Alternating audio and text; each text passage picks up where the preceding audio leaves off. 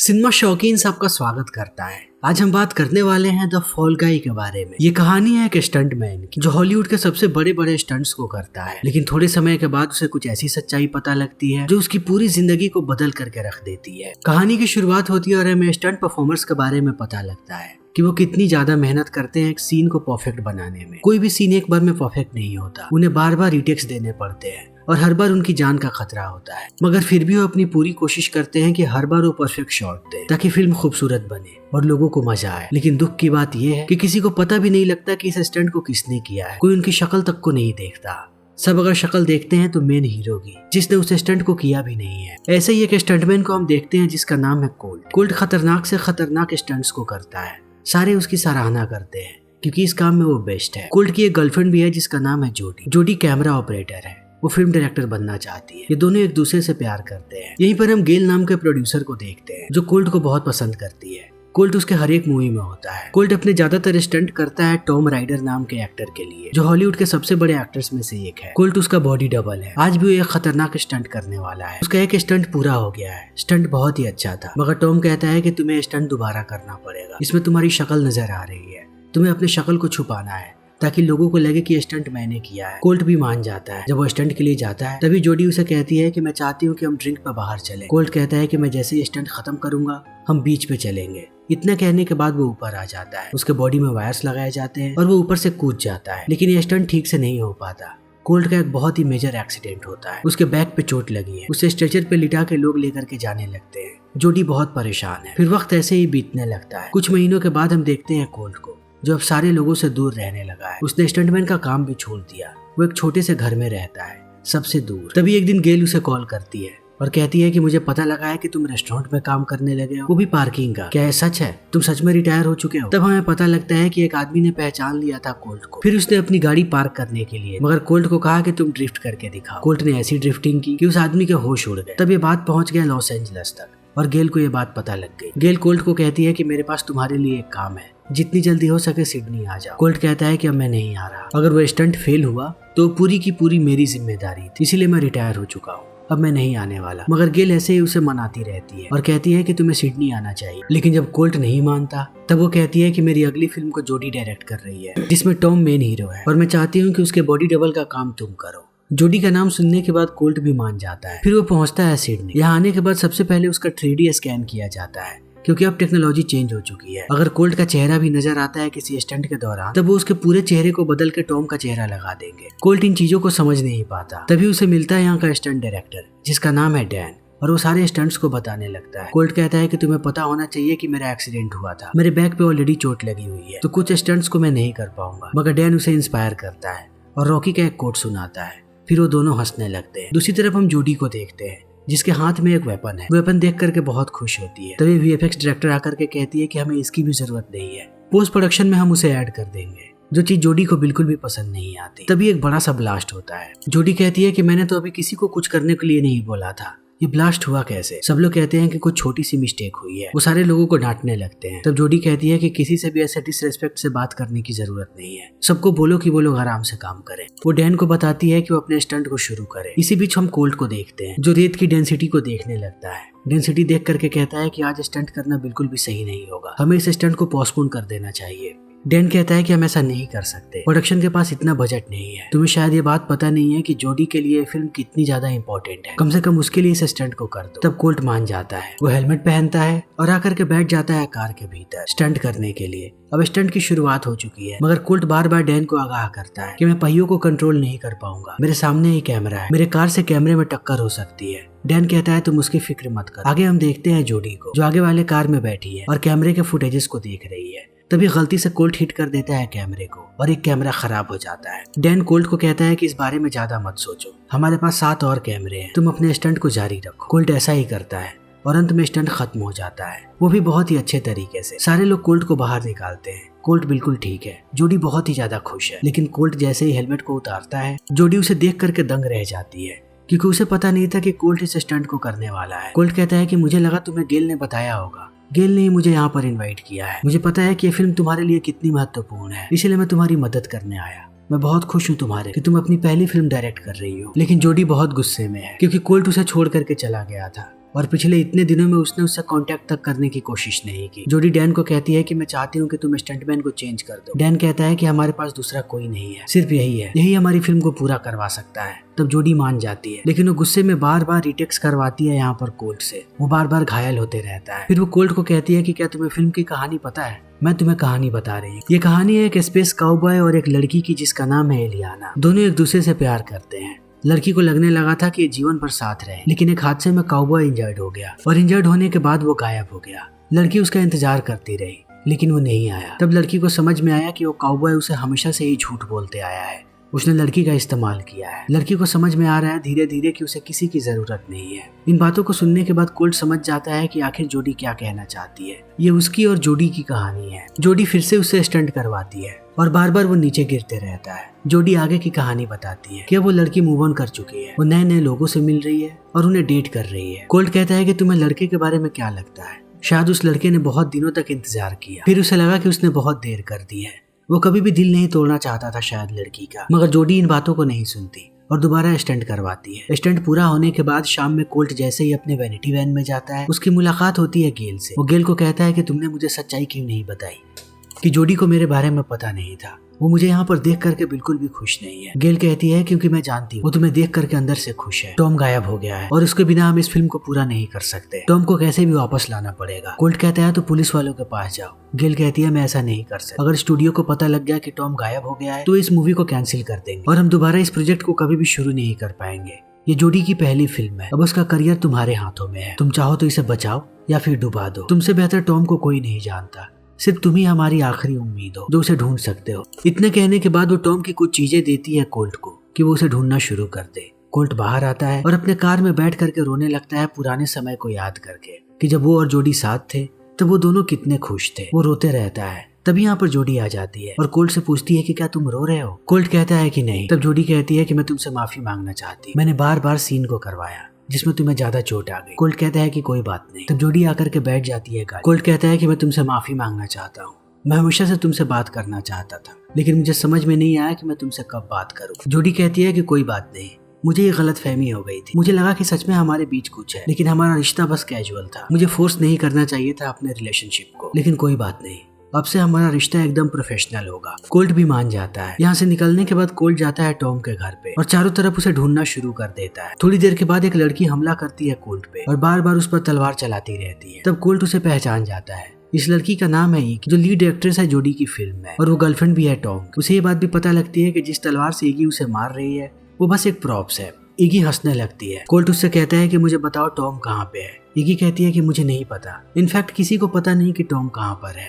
Colt कहता है कि उसे कहाँ ढूंढना चाहिए। ईगी कहती है कि वो बार बार एक क्लब में जाता था, वहाँ डून नाम का आदमी है, वो तुम्हें बता सकता है टॉम के बारे में। तब कोल्ट पहुंच जाता है। डून जैसे ही कोल्ट को देखता है उससे मजाक करने लगता है। तब कोल्ट बताता है कि वो एक स्टंटमैन है। डून कहता है कि मैं स्टंटमैन्स की बहुत ज्यादा रिस्पेक्ट करता हूँ, क्या तुम लोग को ऑस्कर मिलता है? कोल्ट कहता है कि नहीं, हमारे बारे में कोई कभी कुछ जान ही नहीं पाता। इतना कहने के बाद वो डून से कहता है कि मुझे बताओ टॉम कहाँ पर है। डून कहता है कि पहले ड्रिंक तो पियो। जैसे ही कोल्ट ड्रिंक को पीता है वह हेलुसिनेट करना शुरू कर देता है। तब डून के लोग हमला करने लगते हैं उस पर, लेकिन कोल्ट अभी भी होश में है। वो एक एक करके पीटना शुरू कर देता है डून के सारे लोगों। डून जैसे ही इस चीज को देखता है वो भागने लगता है और बाहर आकर के बैठ जाता है कैब में, मगर कोल्ट ने उसे देख लिया है। वो रास्ते पर खड़ा इंतजार करता है। जैसे ही कैब सामने आता है वो कूद जाता है कैब के ऊपर। तब कैब वाले को कैब रोकना ही पड़ता है। कोल्ट डून से पूछता है कि मुझे बताओ टॉम कहाँ पे है। डून कहता है कि मैं नहीं जानता, मैं सिर्फ उसे ड्रग डिलीवर किया करता था, वो भी एक होटल में। कोल्ट कहता है कि मुझे सब कुछ बताओ। तब वो बताता है कि होटल में तुम्हें केविन नाम का आएगा, जैसे ही तुम फ्रूट प्लेटर बोलोगे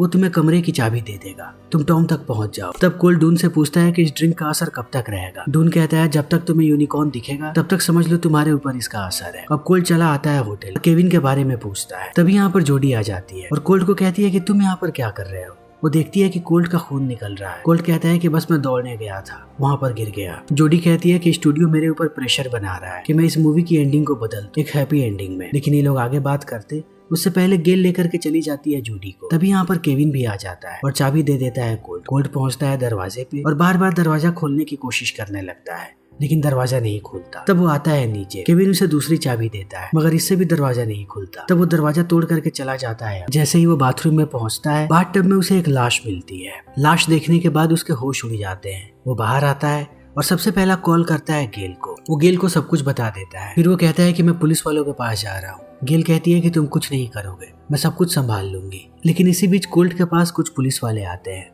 तब वो उन्हें लेकर के जाता है होटल रूम में, लेकिन यहाँ पर लाश नहीं होती, लाश गायब हो चुकी है। ये बात कोल्ट को समझ में नहीं आया। वापस चला आता है वो शूट करने के लिए और डैन को सब कुछ बताता है। तब डैन कहता है कि क्या पता वो तुम्हारा हेल्यूसिनेशन, वहाँ पर कहीं सच में लाश ना हो। कोल्ट कहता है कि मैं जोडी को ये बात बताऊंगा। डैन कहता है कि उसे परेशान मत कर। तभी यहाँ पर जोडी आती है और कोल्ट को कहती है कि एक दिक्कत हो गई है, हमें नहीं पता कि टॉम आएगा या नहीं, इसलिए मैं चाहती हूँ कि फिल्म का पूरा सीन तुम करो, बाद में वो सुपर इम्पोज करके तुम्हारे चेहरे को बदल देंगे और टॉम का चेहरा लगा देंगे। कोल्ट मान जाता है क्योंकि इस तरीके से उसे जोडी के साथ ज्यादा समय बिताने का मौका मिलेगा। वो पूरी शिद्दत के साथ शूट करना शुरू कर देता है और सारे सीन्स को बहुत ही अच्छे तरीके से करता है। जोडी को ये चीजें बहुत अच्छी लगती हैं। शाम को जोडी कहती है कि आज कैरियोके नाइट है, मैं चाहती हूँ कि तुम भी वहाँ पर आओ। कोल्ट मान जाता है। तभी थोड़ी देर के बाद गेल आती है कोल्ट के पास और उसे टिकट दे करके कहती है कि तुम्हें अब घर चले जाना चाहिए, यहाँ पर कुछ इंपॉर्टेंट चीजें होने वाली है और मैं नहीं चाहती कि मैं तुम्हें उन सब में इन्वॉल्व करूं, वरना तुम्हारी परेशानियां बढ़ जाएंगी, तुम्हें अभी के अभी वापस जाना पड़ेगा। तब कोल्ट भी जाने की तैयारी करने लगता है, लेकिन उससे पहले उसकी मुलाकात होती है एल्मा नाम की लड़की से,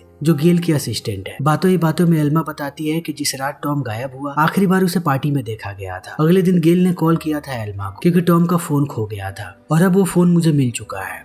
इस फोन में कुछ बहुत ही जरूरी जानकारियां हैं, मैं चाहती हूँ कि ये फोन तुम ले और गेल को बोलो कि वो तुम्हें प्रोड्यूसर का क्रेडिट दे। इसी बीच यहाँ पर एक आदमी आता है और इन दोनों को बेहोश कर देता है। थोड़ी देर के बाद जैसे ही कोल्ट की आंखें खुलती हैं, वो देखता है कि एल्मा को वो लोग ले करके जा रहे हैं। तब वो गाड़ी में बैठता है और एल्मा के कुत्ते के साथ पीछा करना शुरू कर देता है उस गाड़ी का। मौका मिलते ही वो कूद जाता है गाड़ी के ऊपर और एल्मा के कुत्ते को कहता है कि वो दूसरे आदमी पर हमला करे। वो उस आदमी को काट काट के नीचे गिरा देता है। तब कोल्ट मार देता है दूसरे आदमी को और उसे नीचे गिराने के बाद आगे जाता है और एल्मा को कहता है कि वो ब्रेक दबाए। एल्मा जैसे ही ब्रेक दबाती है, वो विंडशील्ड तोड़ करके गिरता है रोड पे। दूसरी तरफ हम देखते हैं जोडी को, जिसके पास गेल आती है। जब जोडी गेल से पूछती है कि कहाँ पर है कोल्ट, तब वो बताती है कि कोल्ट घर वापस जा चुका है, मैंने उसे खुद टिकट दिया था। ये बात जोडी को बिल्कुल भी पसंद नहीं आती क्योंकि कोल्ट ही उसकी फिल्म को पूरा करवा सकता था। जैसे ही गेल यहाँ से जाती है, जोडी जाकर के गाना गाने लगती है, मगर अब वो हैप्पी नहीं सैड सॉन्ग गा रही है। थोड़ी देर के बाद यहाँ पर कोल्ट भी आ जाता है, लेकिन अंदर आने के बाद वो देखता है कि जोडी जा चुकी है। तब वो डैन को पूरी बात बताता है और डैन को फोन भी दिखाता है। तब डैन कहता है कि वेंकी यहीं पर है, वो टेक जीनियस है,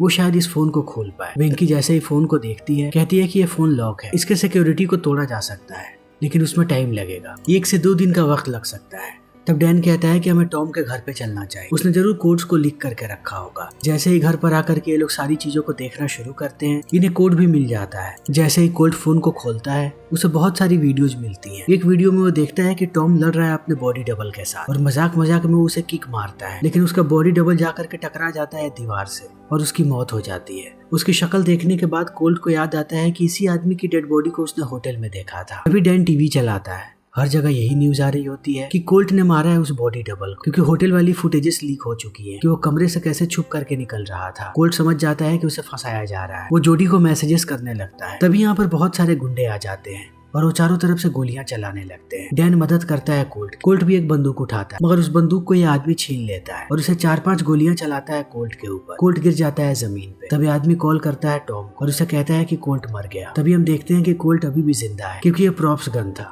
कोल्ट अब भागना शुरू कर देता है। दूसरी तरफ गेल पहुंचती है जोडी के पास और कहती है कि शायद कोल्ट ने ही मारा है उस बॉडी डबल को, प्राइम सस्पेक्ट वही है। अब कोल्ट जैसे ही ऊपर से नीचे कूदता है, वो आकर के गिरता है एक दूसरे बोट पे। तब वो देखता है कि टॉम उसके सामने ही है। टॉम के आदमी अब कोल्ट को बांध देते हैं। टॉम कहता है कि मैंने गलती से बॉडी डबल को मार दिया और मुझे समझ में नहीं आ रहा था कि मैं क्या करूं। तब मैंने गेल को कॉल किया और गेल ने आइडिया दिया कि हम तुम्हें फंसा सकते हैं। हमारे पास वो वीडियो है जब मैंने किक मारा था बॉडी डबल को। उन लोगों ने तुम्हारे चेहरे को स्कैन किया है, वो वीडियो में तुम्हारी शक्ल लगा देंगे। और मैं तुम्हें एक और बात बताना चाहता हूँ, जब स्टंट में तुम्हारा एक्सीडेंट हुआ था, वायर को मैंने काटा था क्योंकि सेट पे सारे लोगों की बातों को सुनने के बाद मुझे लगा कि तुम्हें ज्यादा लाइमलाइट मिल रही है और ये बात मुझे बिल्कुल भी पसंद नहीं आई। मैंने अपनी पूरी कोशिश की कि तुम मारे जाओ, मगर तुम फिर भी बच गए। इतना कहते ही वो कोल्ट से पूछता है कि बताओ मेरा फोन कहाँ पे है। कोल्ट कहता है कि तुम्हारे आदमियों ने उस पर गोली चला दी, पूरा का पूरा फोन तबाह हो चुका है। कोल्ट कहता है कि मुझे अब तुम्हारी कोई जरूरत नहीं है। उसके लोग तेल छिड़कने लगते हैं कोल्ट पे ताकि उसे आग लगा सके, लेकिन कोल्ट ने अपने मुंह में तेल भर लिया है। जैसे ही वो लोग आग जलाते हैं, वो तेल फेंक देता है उनके ऊपर।